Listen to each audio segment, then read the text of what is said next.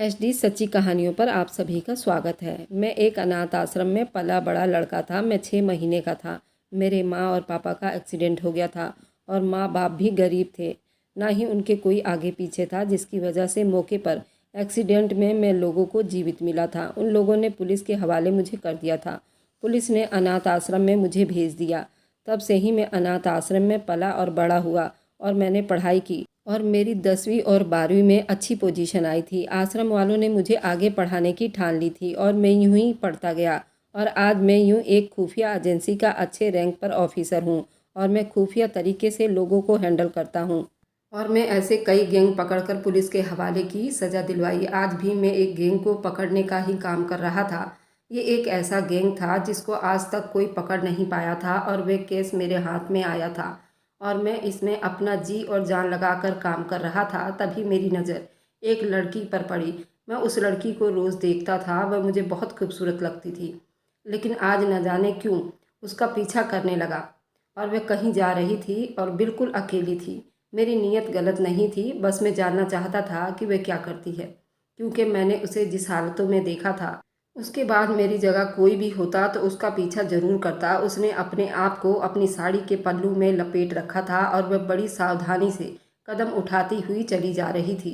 उसको नहीं पता था कि मैं उसके पीछे हूँ और मुझे किसी का पीछा करने का हुनर खूब अच्छे से आता था, क्योंकि मैं एक खुफिया इन्फॉर्मेशन पता करने वाला ऑफिसर था।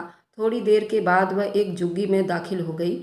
मैं हैरान हुआ कि यहाँ पर क्या करने आई है, क्योंकि जहाँ तक मेरा अंदाज़ा था इस इलाके में इस तरह के खेमे तो लोहार जो लोहे का बर्तन बनाते हैं उन लोगों के होते थे। मुझे पता था इन खेमों के अंदर क्या कुछ होता था। मुझे चिंता होने लगी कि वह अंदर क्यों गई है। मैं जानना चाहता था आखिर अंदर क्या हो रहा है, और अगर वही हो रहा हो जो यहाँ पर हुआ करता था तो मैं उसे वहाँ से बाहर निकालना चाहता था।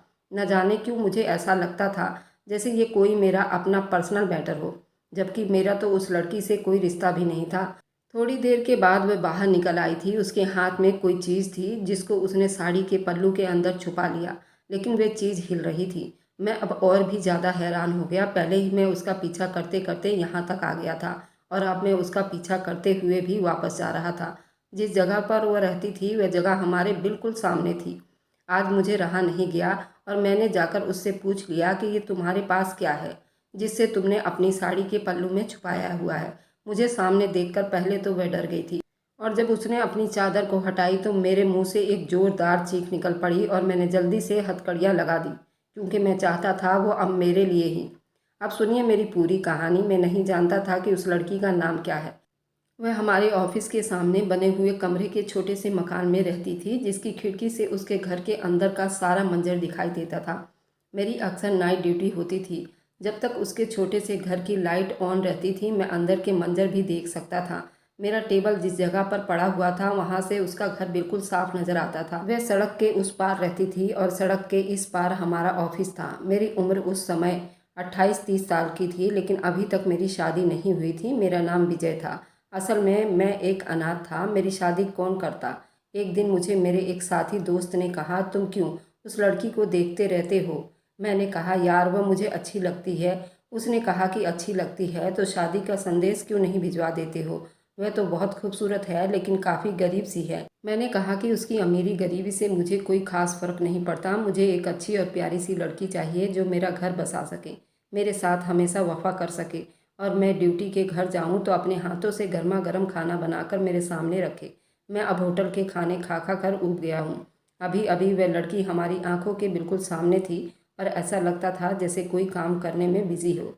मुझे महसूस हो रहा था कि शायद ज़मीन पर बैठकर कपड़े धो रही है, क्योंकि उसका सिर्फ चेहरा ही दिखाई दे रहा था। उसकी खूबसूरती ऐसी थी कि कोई भी उस पर एक नज़र डाले तो नज़र हटाना ही भूल जाए। बड़ी बड़ी आंखें, पतली सी नाक थी, पतले गुलाबी होंठ थे और रंग भी एकदम सफ़ेद था।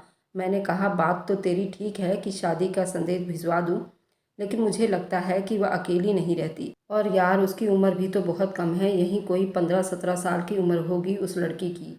मेरे दोस्त ने कहा, यह तो बहुत अच्छी बात है। कम उम्र की पत्नी अच्छी साबित होती हैं। पत्नी पति की सारी बातें मान लेती हैं। उसे दुनियादारी की ज़्यादा समझ नहीं होती, इसलिए पति को बिल्कुल भी तंग नहीं करती और ज़िंदगी अच्छी गुजर जाती है। बच्चे जल्दी हो जाते हैं, बच्चे जवान हो जाते हैं और पत्नी खूबसूरत और जवान ही रहती है। मैंने अपने दोस्त को हैरान होकर देखा था, क्या अजीब सी बकवास कर रहा था। वैसे उसने भी एक कम उम्र की लड़की से ही शादी की हुई थी, इसलिए वह अपना अनुभव मेरे साथ बांट रहा था। मुझे इतना तो पता चल गया था, उस लड़की का नाम प्राची है।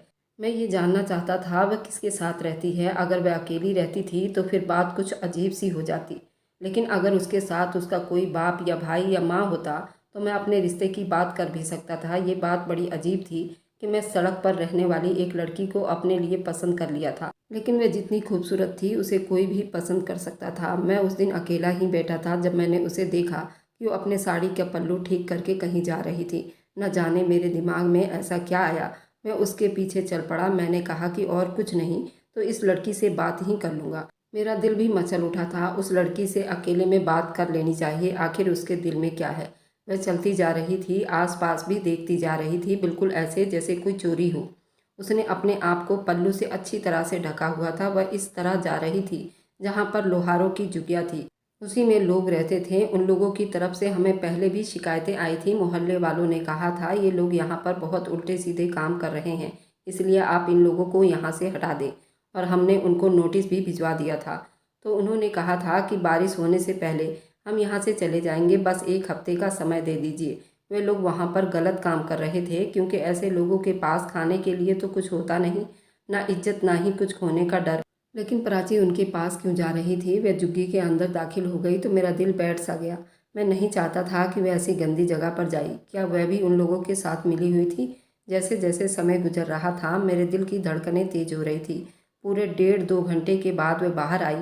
उसने किसी चीज़ को अपने सीने से लगा रखा था और उसे अपने साड़ी के पल्लू में अच्छी तरह से ढका हुआ था, लेकिन वह चीज़ जो भी थी वह हिल रही थी। अब वह वापस अपने घर की तरफ बढ़ रही थी। उसकी हालत बड़ी अजीब लग रही थी, जैसे एक एक कदम उठाना उसके लिए बहुत मुश्किल था। अपनी ताकत इस्तेमाल करते हुए चल रही हो, लेकिन बहुत ही बीमार मालूम हो रही थी। और मैं भी उसका पीछा कर रहा था। दिल तो किया घर में दाखिल हो जाऊं और पूछूं उससे कि वह वहां पर क्या लेने गई थी, लेकिन उससे किस हक से पूछता। थोड़ी देर के बाद उसके घर से अजीब तरह की आवाज़ें आने लगी। वह किसी से बातें कर रही थी। मैं हैरान था, वह किससे बातें कर रही थी, क्योंकि वह तो अकेली रहती थी। मैं अभी उसके पास जाने का सोच ही रहा था कि मुझे कॉल आ गई। ये मेरा ड्यूटी का समय था और मेरा जाना ज़रूरी था, इसलिए मैं इस मामले को यहीं पर अधूरा छोड़कर चला गया। लेकिन सुबह जब प्राची को देखा तो मेरे कदमों तले से ही ज़मीन निकल गई। उसकी गोद में एक बच्चा था। वह हमेशा खुद को साड़ी के पल्लू में अच्छी तरह से ढक कर रखती थी, इसलिए मुझे इससे पहले नहीं पता था कि वो प्रेग्नेंट है। और उसके गोद वाला बच्चा भी काफ़ी छोटा था। क्या यह उसका अपना बच्चा था या उसने बच्चा कहीं से उठाया था? मैं उन्हीं झुग्गियों की तरफ चल पड़ा था ताकि पता करूं कि वह लड़की यहाँ क्या करने आई थी। थोड़ी बहुत पूछताछ के बाद मुझे पता चला यहाँ पर एक औरत रहती है जो औरतों के बच्चे पैदा करने का काम करती है और बहुत ही मामूली पैसों में ये काम कर देती है। उसने कहा कि हाँ, रात को वो लड़की आई थे, उम्र उसकी यही 15-16 साल थी। उसकी तबीयत बड़ी ख़राब थी। मैंने उसकी मदद कर दी। उसने बदले में मुझे थोड़े पैसे दिए थे। मैंने कहा तुम्हारे पास ये सब करने की एक्सपीरियंस है? तो कहने लगी काहे का एक्सपीरियंस साहब जी, हम तो ख़ानदानी दाई हैं, हम तो ये काम करते आ रहे हैं। फिर हमारे पास जो आता है वो पहले से ही बड़ा मजबूर होता है, गरीब होता है। हम भी थोड़े बहुत पैसे में उसकी मदद कर देते हैं। अब किसी की मदद कर दी तो क्या बुरा किया? क्या ये भी कोई पाप है? वह औरत मेरे सामने खड़े होकर ऐसे सवाल करने लगी जैसे कोई वकील हो। मेरे पास उसके सवालों का कोई जवाब नहीं था, क्योंकि वाकई ये कोई पाप नहीं था। मैं वापस आ गया था, लेकिन मुझे ये बात पता चल गई कि वह बच्चा प्राची का ही था। लेकिन मैं हैरान था, जब वो अकेली रहती थी और उसकी उम्र भी इतनी कम थी, तो वो फिर इतनी कम उम्र में माँ कैसे बन गई? मेरे दिल में तो जैसे एक शोर सा मच गया था। सारे अरमान पानी में बह गए थे। मैं तो उसे अपनी पत्नी बनाना चाहता था, उसे इज्जत देना चाहता था। वह अच्छे ऑफिसर की पत्नी कहलाती, लेकिन ये क्या, उसने अकेले रहते हुए बच्चे को जन्म दे दिया था। यानी ये उसका नाजायज़ बच्चा था। अब उस बच्चे को अपने साथ साथ लिए फिरती थी, सुबह कहीं चली जाती थी। मैंने उसका पीछा किया। मुझे पता चला कि वह सब्जी मंडी में चली जाती है और वहाँ बैठकर सब्जी को सेट करने और टोकरी से निकालने का काम करती है। उसे इस काम के थोड़े बहुत पैसे और खाने के लिए कुछ सब्जियाँ मिल जाते हैं, लेकिन वह इसी में गुजारा करती है। मेरे लिए ये सब कुछ अजीब था। वह उस बच्चे को बहुत मोहब्बत करती थी, अपने सीने से लगाए फिरती थी। मैं अक्सर उसे देखता, वह बच्चे के साथ खेल रही होती थी। बच्चे की शक्ल देखकर मालूम होता था कि वह लड़का है। एक दिन मेरे दोस्त ने मुझसे पूछ लिया कि फिर क्या सोचा है उस लड़की के बारे में? कब रिश्ता भेज रहे हो? मैंने कहा छोड़ो, किसी और टॉपिक पर बात करो। उसने कहा क्यों? मैंने कहा बस मैं इस टॉपिक पर बात नहीं करना चाहता। समय गुजरने लगा। हमारा तो काम ऐसा था कि ना दिन का पता चलता था ना रात का। लेकिन मैंने एक बात नोट की थी, कुछ दिनों के लिए प्राची ने अब अपनी साड़ी का पल्लू लपेटना छोड़ दिया था। अब वह नॉर्मल पल्लू ओढ़ा करती थी जैसे आम औरतें ओढ़ती हैं, लेकिन अब उसने फिर से अपनी साड़ी का पल्लू लपेटना शुरू कर दिया था। एक दिन हमने खाना मंगवाया तो कुछ खाना बच गया था। मेरा दोस्त खाना एक तरफ को फेंकने लगा। मैंने कहा ये क्या कर रहे हो? तो कहने लगा यार अभी खाना कौन खाएगा, मौसम भी गर्म है, थोड़ी देर में ही खाना खराब हो जाएगा। मेरे दिमाग में एक बात आई। मैंने कहा खाना मुझे दे दो। मैं खाना एक पन्नी में डाला। उसने कहा कि तुम कहाँ जा रहे हो? मैंने कहा बाद में आकर बताऊंगा। मैं वह खाना लिए प्राची के घर की तरफ चल पड़ा था। वैसे उसे घर कहना ठीक नहीं था, वह तो एक छोटा सा झोपड़ी था। अंदर ही उसने छोटा सा किचन बना रखा था। इतना तो मुझे दूर से ही दिखाई देता था कि कुछ बर्तन पड़े हुए थे। मैं उसके दरवाजे पर पहुंच गया। उसने अपने दरवाजे पर पर्दा लगाया हुआ था। उसने कहा कौन? मैंने उसकी आवाज़ सुनी तो मेरा दिल मचलने लगा। मुझे अजीब सा महसूस हुआ, शायद मैं उसकी आवाज़ सारी ज़िंदगी सुनने का इरादा रखता था। मैंने कहा कि आपके लिए कुछ खाना लाया हूँ। अभी मैं बोल ही रहा था कि बच्चे की रोने की आवाज़ आने लगी। उसने पर्दे के पीछे से हाथ आगे बढ़ाकर खाना पकड़ने की कोशिश की। मैंने उसके हाथ को देखा। बेहद खूबसूरत सफ़ेद दूधिया रंगत के हाथ थे। वह एक दुबली पतली खूबसूरत लड़की थी। ऐसी लड़की थी जो हर मर्द के सपनों में आती होगी, जिसे हर कोई मर्द शादी करने के लिए तैयार रहता है। लेकिन वह बहुत कमज़ोर थी। उसका हाथ बिल्कुल सूखा हुआ था, हड्डियाँ बाहर को साफ दिखाई दे रही थी। मैंने खाना उसके हाथ में पकड़ा दिया। उसने कहा धन्यवाद। जब मैं वहाँ से वापस आ रहा था, बच्चे की रोने की आवाज़ आई थी और प्राची की आवाज़ भी ऐसे लग रहा था कि वे ठीक नहीं है। जाहिर है उसने कहाँ ठीक होना था, अपना तो वह ख्याल रखती ही नहीं थी, हर वक्त बच्चे के साथ बिजी रहती थी।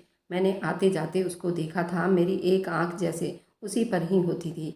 एक दिन हमारे पास एक आदमी आया। उसने कहा ये जो सड़क की जगह है ये मेरी है। मैंने उसके ऊपर एक दुकान बनाना है, लेकिन यहाँ पर कुछ गरीब लोग रहते हैं और अपने घर बनाकर बैठे हैं। मैं कोर्ट से ऑर्डर लेना चाहता हूँ ताकि इन घरों को तोड़ सकूँ। ये तो वही जगह थी जहाँ पर प्राची रहती थी। मैंने कहा कि मैं तुम्हारा काम नहीं कर सकता। उसने कहा मैं बड़ी दूर से आया हूँ साहब, अगर अभी चला गया तो फिर मैं अगले महीने ही आ पाऊँगा। मैंने कहा अगर तुम वह घर तोड़ दोगे तो वे लोग कहाँ रहेंगे? मैं तुम्हारा काम नहीं कर सकता। वह आदमी ये कहकर चला गया कि मैं जगह तो खाली करवा कर ही रहूँगा, मैं अगले महीने फिर आऊँगा। अजीब सा रिश्ता था मेरा प्राची के साथ। मुझे हमेशा उसकी चिंता लगी रहती थी। मैं उसे दिल ही दिल में नाराज़ भी था कि उसने एक नाजायज़ बच्चे को जन्म क्यों दिया था। और आजकल मुझे उसके चाल ढाल देख कर लग रहा था जैसे वो फिर से माँ बनने वाली हो। लेकिन मैं हैरान इस बात पर था कि मैं कभी भी उस घर में किसी आदमी को आते जाते हुए नहीं देखा था। अक्सर मेरी नाइट की ड्यूटी भी होती थी।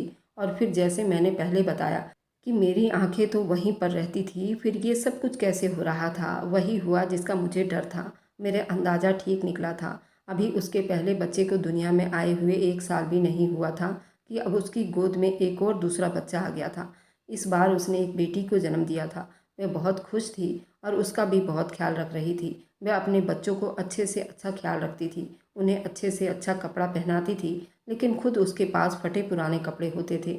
मैं हैरान होता, वह अपने बच्चों की देखभाल के लिए इतने पैसे कहाँ से लाती है, बच्चों के इतनी शौक पूरे कर लेती है, लेकिन खुद हमेशा बुरी हालत में क्यों रहती है। मैंने पहली बार ऐसी लड़की देखी थी जो इतने बुरे हालत में भी इतनी खुश रहती थी, बच्चों के साथ खेलती थी। अक्सर उसके बच्चों की आवाज़ें आती थी। वह उनको बहुत प्यार करती थी। कभी कहती मेरी जान, कभी कहती मेरे बच्चे, मेरी ज़िंदगी। मैं अक्सर वहाँ से गुजरता था, बहाने बहाने से उसकी बातें सुनने की कोशिश करता था कि अंदर कोई है तो नहीं, लेकिन मुझे कभी वहाँ पर कोई मर्द दिखाई नहीं दिया था। एक दिन मैंने प्राची को देखा तो मुझे उसकी हालत पर बहुत ज़्यादा तरस आ गया। उसके कपड़े एक तरफ से फटे हुए थे। मैंने कुछ सोचते हुए बाजार से एक जोड़ी सूट लिया, एक जोड़ी स्लीपर लिया और बैग में डालकर मैं उसके घर की तरफ चल पड़ा। दरवाजे पर दस्तक दी। उसने कहा कौन? मैंने कहा मैं वही हूँ जो उस दिन आपके लिए खाना लेकर आया था।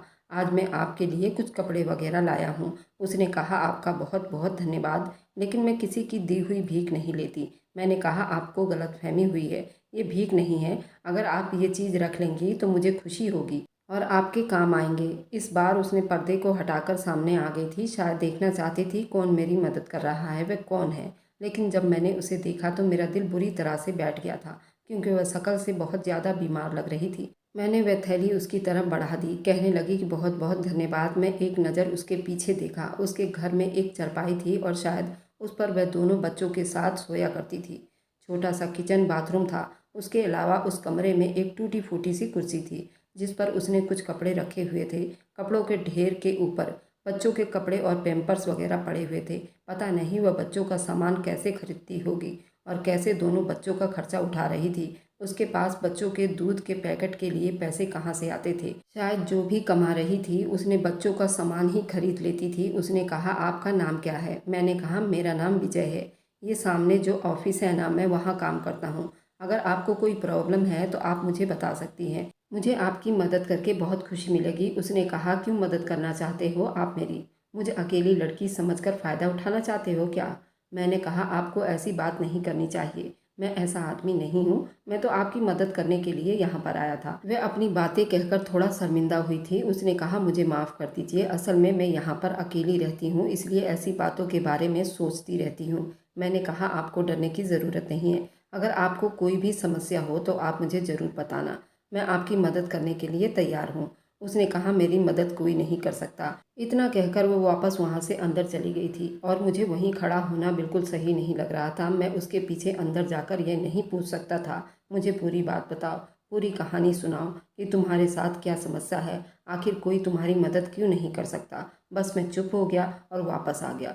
दिन इसी तरह गुजरने लगे और उसकी हालत अब फिर से खराब होने लगी। मैंने ये बात नोट की थी, जैसे ही वो माँ बनने वाली होती थी अपने ऊपर वह साड़ी का पल्लू अच्छी तरह से लपेट लेती थी।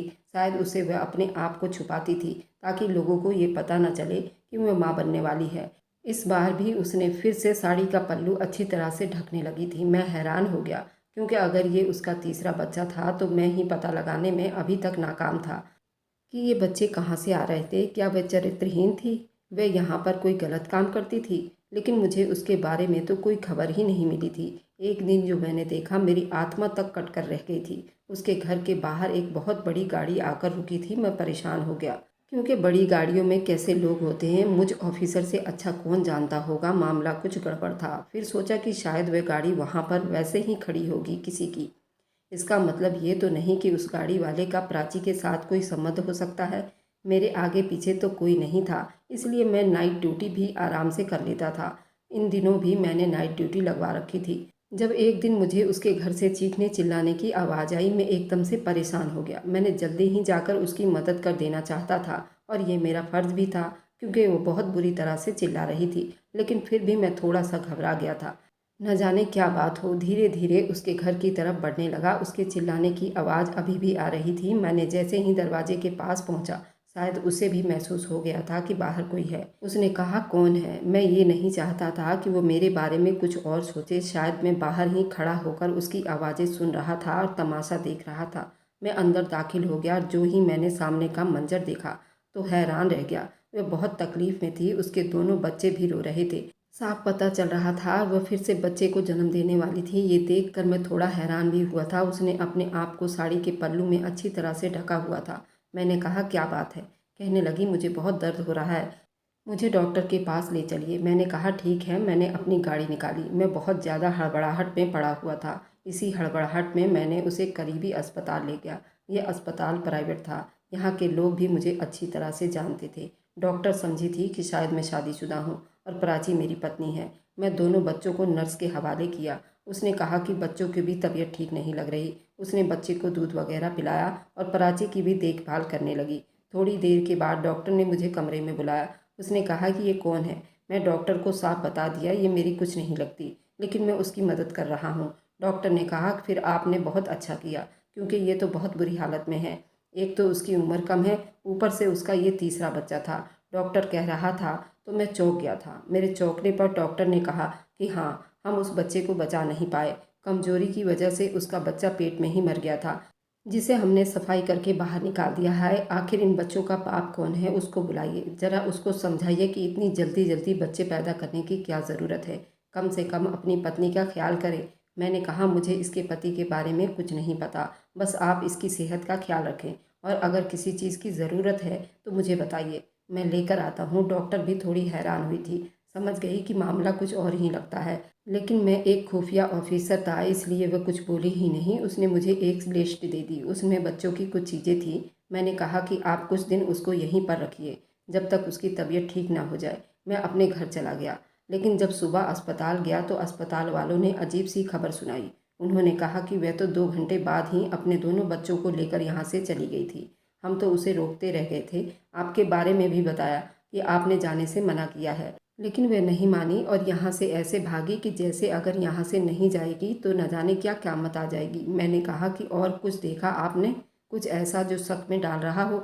डॉक्टर कहने लगी, उसके पास एक मोबाइल था और न जाने उसने पहले किसी से बात की थी। मैं बड़ा हैरान हुआ, लेकिन मुझे पता था कि वह कहाँ गई होगी, सो उसके घर चला गया। लेकिन सामने का मंजर बहुत ज़्यादा अजीब था, क्योंकि उसके घर के पास वही सफ़ेद रंग की गाड़ी खड़ी थी और मैंने देखा कोई आदमी भी था जिसने प्राची को उस गाड़ी में बिठाया और वहाँ से लेकर चला गया। प्राची उस आदमी के साथ नहीं जा रही थी, वह आदमी ज़बरदस्ती उसे लेकर गया। मैंने फ़ौरन गाड़ी का पीछा करना शुरू कर दिया। वह गाड़ी बहुत बड़े बंगले के सामने जाकर रुक गई, लेकिन जैसे ही वह आदमी प्राची का हाथ पकड़कर अंदर दाखिल होने लगा, मैंने उसे रोक लिया। मैं उस आदमी को अच्छी तरह से जानता था, ये तो बहुत बड़ा स्मगलर था, लेकिन हमें उसके खिलाफ कोई भी गवाह या सबूत नहीं मिल रहे थे, इसलिए अभी तक कानून के हाथों से बाहर था। वह आदमी भी मुझे देखकर हैरान रह गया, लेकिन अगर प्राची ना चाहती तो मैं उसकी कोई मदद नहीं कर सकता था। पर उसने ठीक समय पर चिल्लाना शुरू कर दिया था। कहने लगी, ये मुझे ज़बरदस्ती लेकर आया है, मेरे बच्चों को मुझसे छीनना चाहता है। मैं अपने बच्चों को उसे नहीं दूंगी। आपने कहा था मेरी मदद करेंगे, भगवान के लिए मेरी मदद करिए, मुझे यहाँ से ले जाइए। वह आदमी चिल्लाता रह गया, लेकिन मैंने उसकी एक ना सुनी और प्राची को वहाँ से ले गया। फिर प्राची ने मुझे बताया कि ये बच्चे उसी आदमी के हैं। मैं एक बहुत गरीब लड़की हूँ, लेकिन मेरी खूबसूरती ही मेरी जान की बवाल बन गई है। मेरी माँ इस आदमी के यहाँ पर काम करती थी, अपनी माँ के साथ मैं भी चली जाया करती थी। उसकी नज़र मेरे ऊपर ख़राब हो गई थी। जब मेरी माँ ने देखा कि वहाँ पर मेरी इज्जत को खतरा है तो मेरी माँ ने वह काम छोड़ दिया, लेकिन इस आदमी ने मेरा पीछा नहीं छोड़ा था। मेरी माँ बीमार रहने लगी और एक दिन वह बीमारी में ही भगवान को प्यारी हो गई। अब मैं इस दुनिया में बिल्कुल अकेली रह गई थी। इस आदमी को जब पता चला कि मैं बिल्कुल अकेली रह गई हूँ तो एक रात ही मेरे घर आ गया था। उसने मेरे साथ ज़बरदस्ती की। उसका जब भी मन करता यहाँ पर मेरे घर चला आता था, क्योंकि इसे पता था रोकने वाला कोई है ही नहीं। ये पूरी रात मेरा रेप करता और सुबह होते ही चला जाता था। नतीजा ये निकला कि मैं इसके बच्चे की माँ बन गई थी। इसने मेरे बच्चे को गिरवाना भी चाहा, लेकिन डॉक्टर ने बच्चे को गिराने से मना कर दिया था, क्योंकि मेरी उम्र बहुत कम थी और मुझे भी जान का खतरा था। इस आदमी की अय्यासियाँ मुझे बर्बाद कर रही थी, इसलिए मुझे मरने भी नहीं देता था। और फिर मैंने उसके बच्चे को जन्म दिया। उसके बाद भी ये आदमी नहीं माना और मुझे अपनी हवस का निशाना बनाता रहा, और उसी का नतीजा था कि मैं दूसरे बच्चे की भी माँ बन गई। उसकी शादी को 10 साल हो चुके हैं। उसकी पत्नी बांझ औरत है। अब इसको डॉक्टर ने साफ साफ कह दिया है कि उसकी पत्नी कभी भी माँ नहीं बन सकती। अब ये मेरे बच्चे को मुझसे छीनना चाहता है। मुझे अपने बच्चे से बहुत प्यार है, मैंने उन्हें जन्म दिया है। मैं ये बच्चे उस आदमी को नहीं देना चाहती। मैंने उसको कहा भी था, अगर तुम्हें मुझे अपने साथ रखना है तो मुझे इज्जत के साथ रखो, मुझसे शादी कर लो। लेकिन ये मुझे इज्जत देने को तैयार नहीं है और मैं इसकी रखेल बनकर नहीं रहना चाहती। मैंने कहा, अगर तुम्हें उसके साथ नहीं रहना तो मत रहो, मैं तुम्हारी पूरी मदद करूंगा। वह कहने लगी, आप नहीं जानते ये आदमी बहुत खतरनाक है। आप मुझे कहीं भी रखोगे, किसी भी हवाले से रखोगे, वह वहीं पर पहुंच जाएगा। मैं पहले ही उससे छुप कर रह रही थी, लेकिन वो मेरे पीछे पीछे आ गया था। मैंने कहा, तुम चिंता मत करो, मेरे पास प्राची को रखने की वाकई कोई जगह नहीं थी। मैं उसे अपने घर ले जाता तो मैं सांप पकड़ा जाता, क्योंकि वह सबसे पहले मेरे घर की तरफ तलाशी लेता। मैं प्राची को उसी ऑफिस में रख दिया, क्योंकि वह कभी सोच भी नहीं सकता था कि मैं प्राची को बचाकर ऑफिस में रखूंगा। वह तो यही समझ रहा होगा, या तो मैं उसे अपने घर ले जाऊंगा या फिर कहीं और। काफ़ी समय तक उसे ढूंढता रहा। उधर प्राची ऑफिस में अपने बच्चों के साथ रहती थी, लेकिन वह हमेशा वहाँ नहीं रह सकती थी। मुझे उसके बारे में कोई फैसला करना था। जब मैंने अपने दोस्तों को ये बात बताई तो वह भी हैरान हुआ। उसने कहा, उसे वहाँ से निकालना पड़ेगा। मैंने कहा, निकाल कर उसे कहाँ ले जाऊँगा? अपने घर ले जाऊँ तो किस रिश्ते से? मेरे दोस्त ने कहा, यार बात तो वहीं पर आ गई, जो फैसला तुमने किया था, लेकिन अभी फैसला तेरे लिए काफ़ी मुश्किल हो गया है।